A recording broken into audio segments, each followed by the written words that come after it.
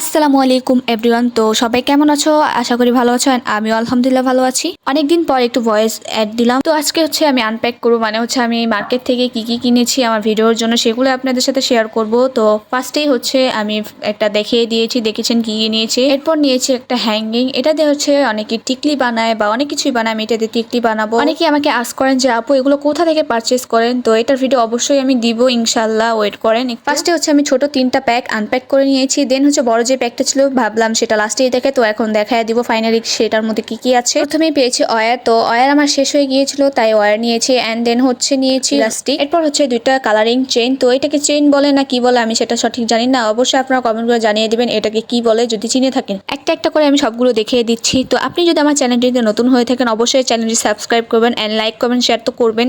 আর এটাও কমেন্ট করে জানাবেন যে আমার ভিডিও আপনাদের কাছে কেমন লাগে। তো এই পর্যন্ত ছিল আজকের ভিডিও। সবাইকে আল্লাহ হাফেজ।